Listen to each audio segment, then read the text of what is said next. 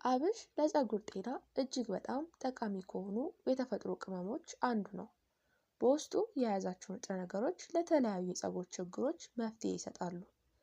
ታዲያ በዚህ ቪዲዮ ላይ የምንመለከተው አብሽ ለፀጉር እንዴት መጠቀም እንዳለብንና ለፀጉር የሚሰጠንን ድንቅ ጠቀሜታዎች በዚህ ቪዲዮ ነግራችኋለሁ። ይህ የሚኒ ዩቲዩብ ቻናል ሲሆን ለቻናሉ አዲስ ከሆናችሁ ሰብስክራይብ በማድረግ ቤተሰብ ሁኑ።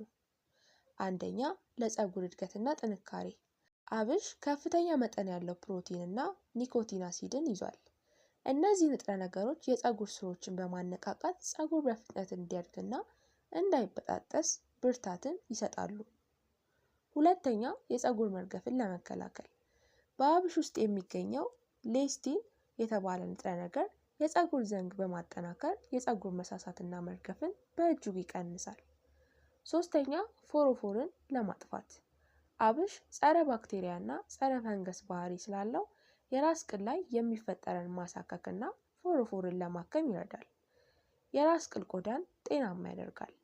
አራተኛ፣ ለፀጉር ልስላሴና ወዝ ሻይን እንዲያደርግ ያረዳል። አብሽ ዘፍዝፈን ስንጠቀም የሚወጣው ሙጭጭ ያለ ፈሳሽ ፀጉር በተፈጥሮ እንዲለሰልስና አንጸባራቂ እንዲሆን ያደርገዋል። በተለይም የፀጉራችንን ወዝ በተፈጥሮ መንገድ ሻይን እንዲያደርግ ይረዳዋል። አምስተኛ፣ ያለ ዕድሜ የሚመጣን ከፍተኛ ሽበትን ለመከላከል ይረዳል። አብሽ በውስጡ የያዛቸው ማዕድናት የፀጉር ተፈጥሯዊ ቀለም ጠብቆ ለማቆየት እንደሚረዱ ይታመናል። አብሽን ለፀጉር መጠቀም በአጠቃላይ እጅግ በጣም የፀጉር ስር ጥንካሬ እንዲሁም እድገት፣ የፀጉር መርገፍን ለመከላከል፣ ፎሮፎርን ለማጥፋት፣ ለፀጉር ልስላሴና ወዝ እንዲሁም ያለ ዕድሜ የሚመጣን ሽበት ለመከላከል እጅግ በጣም ወሳኝ የሆነ የቅመም አይነት ነው። አብሽን ታዲያ በቀላል መንገድ ለፀጉራችን እንዴት መጠቀም እንደምንችል አሁን እነግራችኋለሁ። እንዲሁም አዘገጃጀቱንም አጠቃልዬ አጠር አድርጌ እነግራችኋለሁ። ታዲያ አብሽን በዋናነት በሁለት መንገድ መጠቀም ትችያለሽ። አንደኛ፣ አብሽን ዘፍዝፎ በመጠቀም ለልስላሴና ለፎሮፎር ማጥፊያ ይረዳናል። ይህ መንገድ ፀጉር እንዳይነቃቀልና የራስ ቅልን ለማለስለስ በጣም ተመራጭ ነው። ዝግጅቱ 2 የሾርባ ማንኪያ የአብሽ ፍሬ በአንድ ብርጭቆ ውሃ ውስጥ ሌሊቱን ሙሉ ዘፍዝፈሽ ማሳደር ነው። አጠቃቀሙ በማግስቱ ጠዋት አብሽን ከውሃ ውስጥ በመቀላቀያ ብሌንደር በደንብ መፍጨት። ከዛም የተፈጨውን አብሽ እንደ ፔር ወይም ደግሞ ክሬም ሲሆን ፀጉርሽ ላይ መቀባት ነው። ከ30 ደቂቃ እስከ 1 ሰዓት አቆይተሽ በለስላሳ ሻምፖ መታጠብ ነው። ሁለተኛ የአጠቃቀም ዘዴ የአብሽ ውሃን ለፈጣን እድገት መጠቀም ይቻላል። ይህ ዘዴ ፀጉር ሳይለሰልስና ሽታው ሳይበዛ በቀላሉ ለመጠቀም ይረዳል።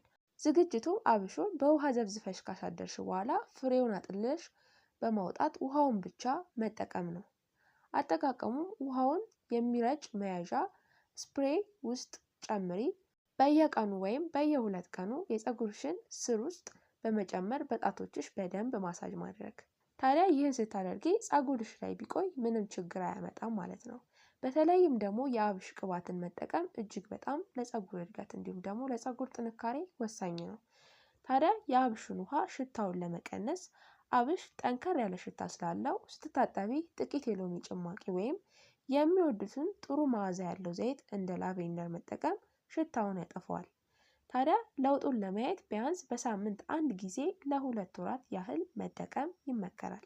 ታዲያ የአብሽን ክሬም እንዲሁም የአብሽን ውሃ ለፀጉር በእንደዚህ መልኩ ብትጠቀሚ ፀጉርሽ እጅግ በጣም ጠንካራ፣ አንጸባራቂ እና ከፎሮፎር የጸዳ እንዲሁም ከሽበትም የጸዳ ይሆናል ማለት ነው።